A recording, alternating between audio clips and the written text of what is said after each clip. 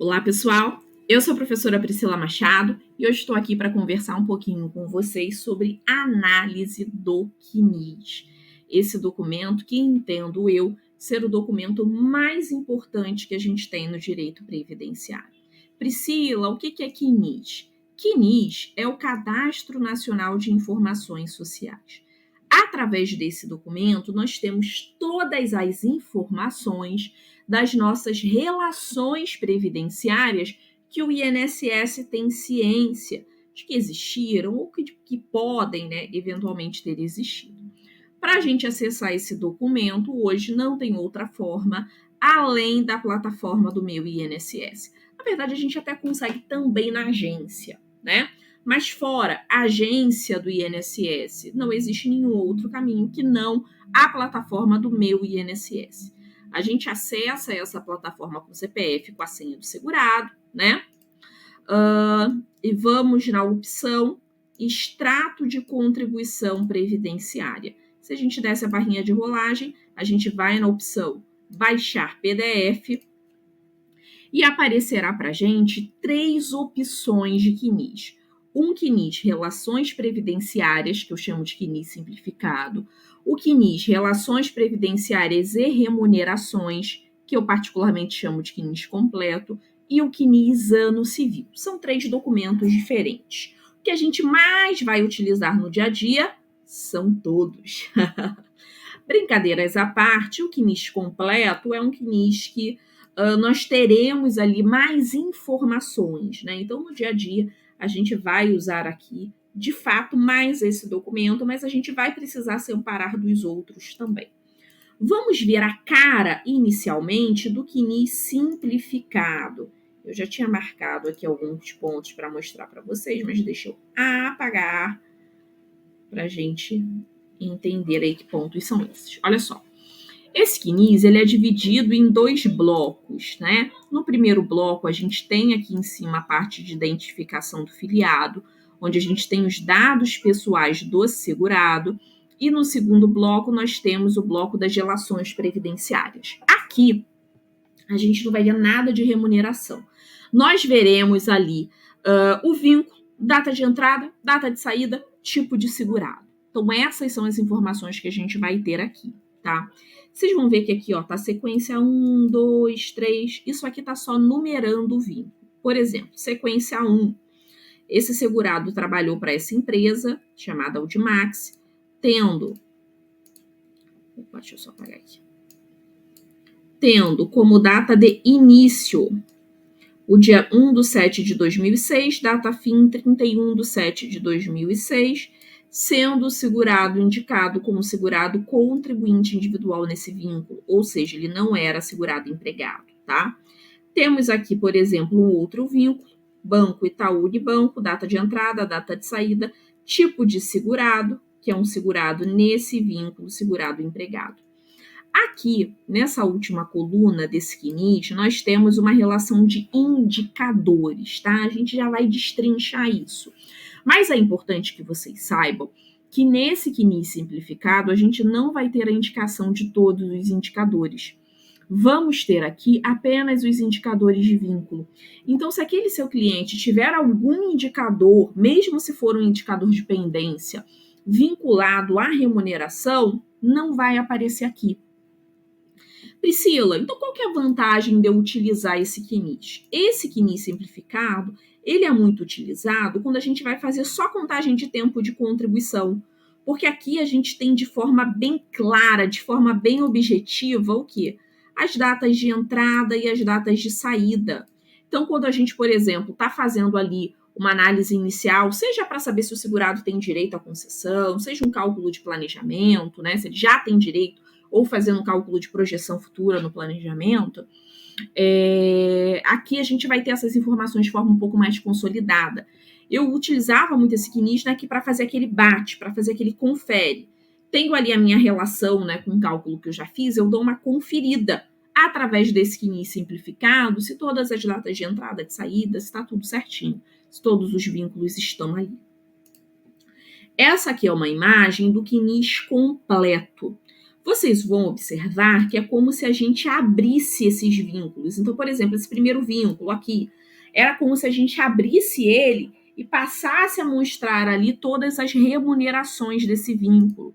Vejam que aqui, ó, a gente vai ter sequência 1, e aqui tem as indicações do vínculo da sequência 1, e aqui, olha, as remunerações desse vínculo, tá?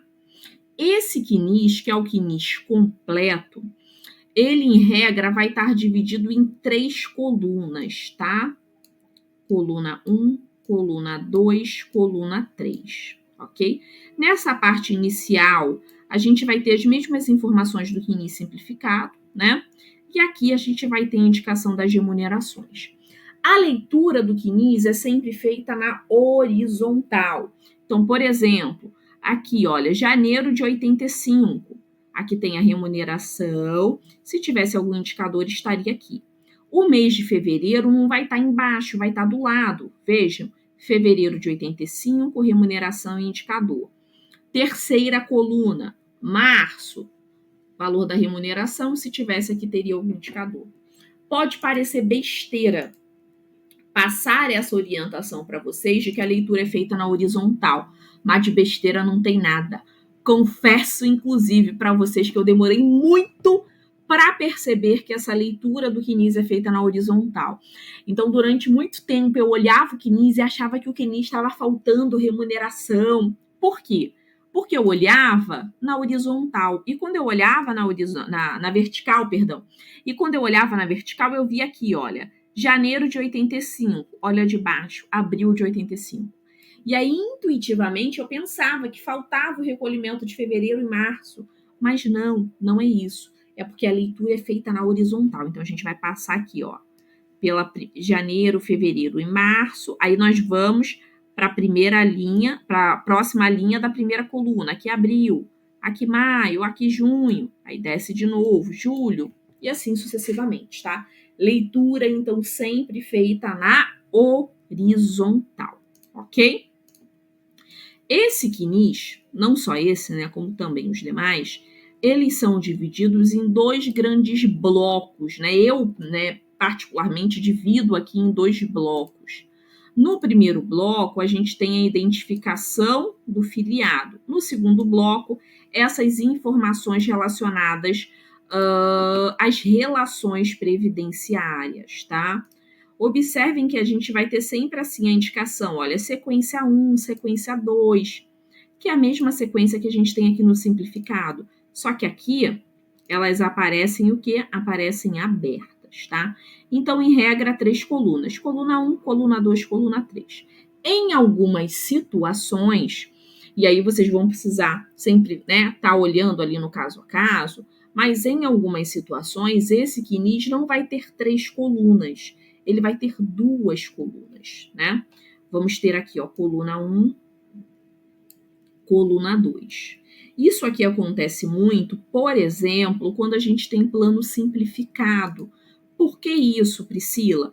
Porque nesses casos, além de eu indicar a competência, eu preciso ter algumas informações, como não apenas o valor da remuneração, o valor do salário de contribuição, mas eu preciso olhar eventualmente para a data que o pagamento foi feito e para o valor que foi pago de contribuição. Então, nesses casos, eventualmente, a gente vai ter esse CNIS sendo dividido em apenas 2 e não 3 blocos, tá?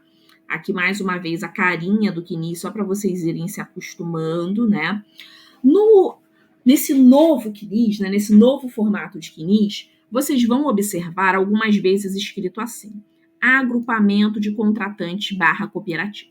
E aí o segurado vai dizer o seguinte, mas doutora, eu nunca trabalhei para cooperativa, que vínculo é esse de cooperativa que está aparecendo aí no meu CNIS? Galera, seguinte, se vocês observarem, nesse primeiro CNIS aqui, esse CNIS aqui, simplificado, eu tirei algum tempo atrás, né? Deixa eu até vir aqui para baixo para a gente ver, mas deve ter sido 2021. Ah lá, 2021. Ó, vocês observarem aqui, ó, esse CNIS eu tirei em março de 2021. Priscila, por que você deixou esse CNIS aí? Porque ele não mudou de aparência, mas eu queria trazer ele para mostrar para vocês o seguinte. Vejam que aqui nós temos um vínculo Audimax e o segurado está indicado como contribuinte individual. Tá vendo? Priscila, mas é uma pessoa jurídica. Ele não é empregado? Não. Nesse vínculo aqui, ele é contribuinte individual, ele trabalha de forma autônoma, ele não é empregado, não é CLT daquela empresa, ele é contribuinte individual. E no CNIS, até então, as relações em que aquele segurado ele é um contribuinte individual prestador de serviço vinham sendo indicados pelo nome da empresa para a qual ele prestou o serviço, ok? No CNIS novo, não aparece mais o nome da empresa. Isso eu acredito que em algum momento vai ser ajustado, mas ele vem indicando como agrupamento de contratantes barra cooperativas. Ele não vem mais o nome da empresa, como a gente observava aqui, tá? Isso faz com que, muitas das vezes, quando a gente está atendendo aquele cliente para fazer a concessão de um benefício, ou quando a gente está analisando esse documento para fazer um planejamento, é muito comum o cliente dizer para a gente o seguinte: doutor, eu não reconheço esse vínculo, tá? Isso tem acontecido, do cliente dizer que não reconhece esse vínculo. E aí você precisa indicar, explicar para aquele cliente: olha, tá escrito aqui agrupamento de cooperativas, mas, na verdade, esse vínculo aqui é um vínculo que você trabalhou para uma empresa prestando serviço. Não quer dizer que você trabalhou para uma cooperativa. Mas, Priscila, por que então vem essa informação? Porque nós temos aqui uma outra informação que passou a constar, que é se esse segurado ele é cooperado ou não. Por quê? Porque agora nós tivemos, né, uma discussão muito grande sobre isso, sobre esses contribuintes individuais, quando que esses contribuintes individuais vão ter presunção de recolhimento ou não, quando que esses contribuintes individuais terão a redução de 45% previsto pela Lei de Benefícios para pagamento das suas contribuições previdenciárias. E o STF decidiu que esse desconto ele vai ser aplicado quando aquele nosso segurado ele trabalhar para alguma instituição, prestar serviço para alguma instituição onde a empresa paga cota patronal. Mas se aquela empresa não pagar cota patronal, ele não pode ser beneficiado com essa redução. Então, por isso que a gente tem essa informação agora aqui no CNIS, né? Isso não é discussão aqui para a gente, mas para que vocês entendam por que essa informação passou a constar no CNIS, né? Por conta de toda uma discussão que a gente tem relacionada ao contribuinte individual. Então, não se deem por satisfeitos quando o cliente disser para vocês que não reconhece esse vínculo, tá? Vejam que nesse aqui a gente não tem indicação do CNPJ, mas a grande maioria dos casos que eu observei vem a indicação do CNPJ. Então façam essa pesquisa, vão lá no site da Receita Federal, onde a gente consulta CNPJ, só botar assim no Google, consulta CNPJ. Vai lá, consulte o CNPJ da empresa para você ter o nome da empresa. Porque às vezes o segurado, ouvindo o nome da empresa, ele vai dizer: ah, doutor, é verdade, trabalhei mesmo para essa empresa, não era empregado não, mas eu prestei um serviço lá para eles. E aí você consegue, né, identificar que de fato houve a prestação desse serviço, tá? No CNIS, na parte finalzinha, nós agora temos um consolidado que a gente não tinha antes, que é um consolidado indicando os valores de recolhimento por ano civil. Então, vem assim, ó, 2020. Aí tem aqui, ó. Deixa eu só apagar aqui que eu acabei passando por cima. Eu coloco essa setinha mais grossa, essa linha mais grossa, porque quando a linha fica fina, vocês não conseguem visualizar na casa de vocês. Eu visualizo aqui a linha, mas na hora que o vídeo vai para vocês não vai. Eu coloco essa linha mais grossa para não ter esse problema, mas de vez em quando acaba passando aqui por cima de alguma palavra, né? Mas vejam aqui, ó, 2020. Aí a gente tem a remuneração aqui de janeiro, fevereiro, março, abril. Vejam que a gente vai tendo esse consolidado aqui com essas informações, né? Que a gente não tinha antes. Para que isso, Priscila? Para que a gente eventualmente identifique meses em que houveram recolhimentos abaixo do salário de contribuição mínimo.